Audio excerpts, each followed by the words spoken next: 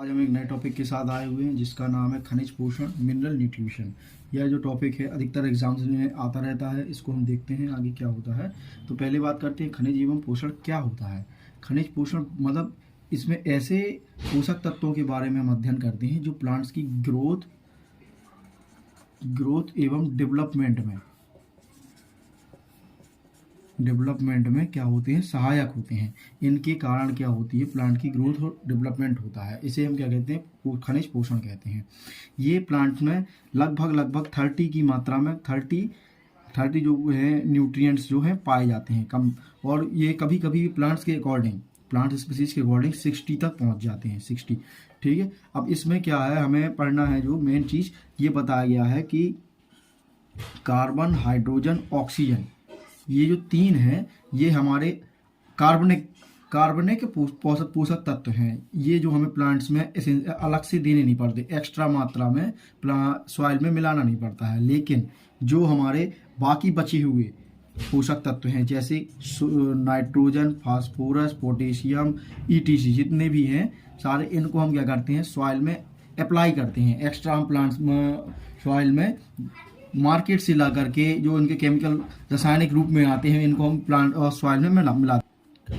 Soil में apply, और ये प्लांट्स में पहले से होते हैं, पहले से प्लांट में होते हैं। इनके बारे में हम अध्ययन करेंगे।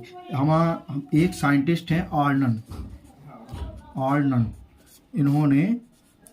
इन्होंने जो है इसेंशियलिटी पर एक थ्योरी दी थी। इन्होंने बताया था अनिवार्यता की कसौटी या क्राइटेरिया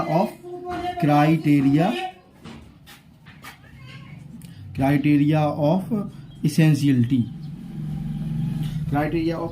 के बारे में इन्होंने बताया था। ये 1954 में इन्होंने बताया कि प्लांट्स में जो एलिमेंट्स हैं उनकी आवश्यकता 3 प्रकार से पड़ती है।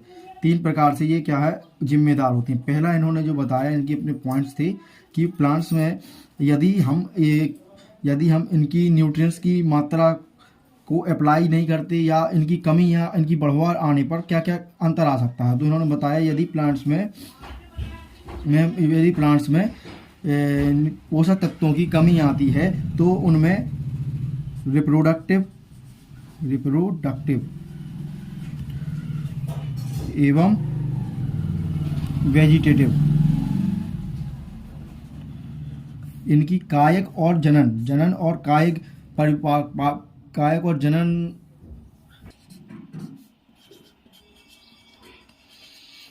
एवं कायक वृद्धि में अंतर आता है। इन्होंने बताया यदि अगर प्लांट्स में इनकी मात्रा कमी हो जाएगी तो इनमें फल फूल नहीं लग पाएंगी, इनका विकास नहीं हो पाएगा। दूसरा पॉइंट इन्होंने बताया यदि किसी पोषक तत्व की मात्रा में कमी होती है तो वह उसी पोषक तत्व के माध्यम से ही पूरी की जा सकती है। जैसे कि नाइट्रोजन की कमी को हम सिर्फ नाइट्रोजन के माध्यम से ही पूर्ण कर सकते हैं, या किसी अन्य पोषक तत्व की माध्यम से इसकी कमी को हम पूरा नहीं कर सकते। दूसरा पॉइंट ये था इनका। तीसरा पॉइंट ये था कि इन पोषक तत्वों का डायरेक्ट प्रभाव पड़ता है प्लांट की ग्रोथ और डेवलपमेंट पर डायरेक्ट प्रभाव पड़ता है इनका। तीन इनके पॉइंट थे। फिर इन्होंने इनके जो दूसरा पॉइंट था, इसकी व्याख्या को काफ़ी समय तक अमान्य माना गया, क्योंकि जब इस पर अध्ययन किया गया तो इसमें यह बता दिया गया कि जैसे सोडियम की मात्रा है तो इसको हम क्या दूसरे किसी और की माध्यम से भी हम उनको अप्लाई कर सकते हैं। जैसे मॉलिब्डेनम है एक एंजाइम, मॉलिब्डेनम की कमी को हम वेनेडियम से भी क्या है इसकी पूर्ति कर सकते हैं। तो इससे इनका ये दूसरा वाला जो बताया गया था सिद्धांत, ये कैंसिल हो जाता है यहाँ पर। और अब चलिए आप पहले इसका अगर स्क्रीनशॉट लेना चाहते हैं तो ले सकते हैं, क्योंकि मैं इसको अभी हटाने वाला हूँ। आगे अपने पाठ्यक्रम को आगे बढ़ाते हैं। हम आर्नन के जो सिद्धांत बताया उन्होंने, क्राइटेरिया ऑफ एसेंशियलिटी का सिद्धांत अभी जो हमने पढ़ा, अब उसी के अकॉर्डिंग जो है उन्होंने बताया कि कुछ जो इसेंशियल पोषक तत्व हैं उनकी संख्या 16 है। 16 आवश्यक तत्वों के बारे में उन्होंने बताया, जिनमें उन्होंने carbon, hydrogen, oxygen, nitrogen, phosphorus, potassium, calcium, magnesium, sulphur, manganese, copper, molybdenum, boron, chlorine, cobalt, iron और जिंक को रखा। तो इन्होंने ये बताया कि इनकी कमी जो है, इन्होंने इसी प्रकार आप समझिए, जो इन्होंने बताया था कि NPK, अब इन्होंने जो बताया था कि अब हमने 16 तत्व तो बताए, इनको इन्होंने क्लासीफाई किया, एक क्लासिफिकेशन दिया जिसमें इन्होंने इन्हें 3 वर्गों में बांटा। पहला क्या था, पहला वर्ग था बृहत, यानी कि मैक्रोन्यूट्रिएंट। इन्होंने मैक्रोन्यूट्रिएंट में इन्होंने कार्बन, हाइड्रोजन, ऑक्सीजन को रखा और इसी में साथ साथ इन्होंने NPK और MCA, MgS को भी रख दिया।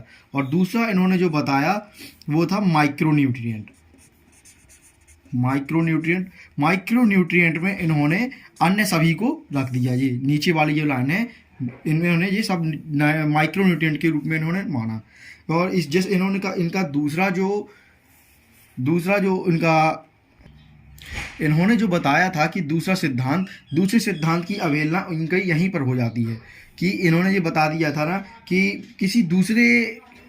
किसी एक पोषक तत्व की कमी को दूसरा पोषक तत्व पूरा नहीं कर सकता है। तो इसमें इन्होंने यही बता दिया गया था कि मोलिब्डेनम की कमी को वेलेडियम से भी पूरा किया जा सकता है, जो कि एक माइक्रोन्यूट्रिएंट है। माइक्रोन्यूट्रिएंट में यह हमें देखा गया कि मोलिब्डेनम की कमी को वेलेडियम की कमी से पूरा किया जा सकता है, या क्लोरीन की कमी को ब्रोमीन की कमी से, ब्रोमीन की मात्रा को अप्लाई करके पूरा किया जा सकता है, या पोटेशियम की मात्रा को रुबिडियम की मात्रा से पूरा किया जा सकता है। इसी प्रकार इनका ये दूसरा तत्व यहाँ पर कैंसिल कर दिया जाता है। और फिर कुछ और प्रोसेस आगे बढ़ने के बाद ये रिसर्च सामने आई कि एक सोडियम जो है इसका, जबकि ये इनमें रखा नहीं गया, 16 आवश्यक तत्वों में रखा नहीं गया, फिर भी इसे बताया गया कि सोडियम की मात्रा जो है कुछ फसलों में, जैसे चुकंदर, सलजम एवं गाजर में इसकी उत्पादन को बढ़ाने के लिए सोडियम का उपयोग किया जाता है। यह बहुत आवश्यक हो जाता है, इसलिए इसको क्या कहा गया कि ये इनकी अवहेलना हो गई थी। तो अब इसके बाद क्या हुआ, एक इंस्टीट्यूट है long Aston institute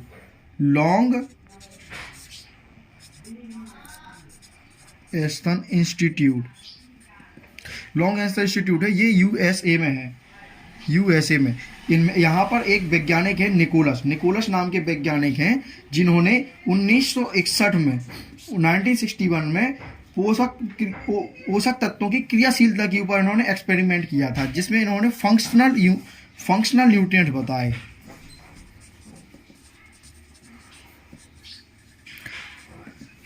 functional nutrients बताए और इनकी संख्या इन्होंने चार फंक्शनल न्यूट्रिएंट्स के बारे में इन्होंने जानकारी दी। ये फंक्शनल न्यूट्रिएंट्स जो हैं ये हैं सोडियम, कोबाल्ट, वेलेडियम और सिलिकॉन, इनके बारे में बताया। तो इससे हमें ये पता चल गया कि 16 आवश्यक पोषक तत्व हैं और 4 फंक्शनल हैं। इनको सभी को जब 16 और 4 दोनों को मिलाकर हम 20 पोषक तत्वों की बात करते हैं, तब हम इनको क्या कहते हैं, फंक्शनल एलिमेंट हो गए हमारे टोटल 20, और जो इसेंशियल है वो है टोटल 16। अभी नया एक और पोषक तत्व जो है माइक्रोन्यूट्रिएंट्स की खोज हुई है, जिसका नाम निकेल है। ये हमें ध्यान देना है। इसलिए अब करंट में पूछा जाए कि कितने टोटल आवश्यक पोषक तत्व हैं, इसेंशियल पोषक तत्व हैं, तो उनकी मात्रा हो गई है 17, क्योंकि निकेल की नई खोज हो गई है। Thank you. अब इसके अगले भाग में हम देखेंगे कि इनके बारे में डिटेल अध्ययन करेंगे कि इनका क्या महत्व है, क्या इसकी कमी से क्या होता है प्लांट्स में, या इसकी अधिकता से क्या अंतर पड़ता है, इसकी कितनी मात्रा प्लांट में होती है। ये सारी ये जानकारी हम अगले वीडियो में देंगे आपको। आई होप आप लोगों को वीडियो अच्छी लग रही होगी, कुछ समझ में आ रहा होगा। यदि आपको कोई भी दिक्कत या कुछ आप सुझाव देना चाहते हैं तो नीचे कमेंट बॉक्स में आप हमको बता सकते हैं।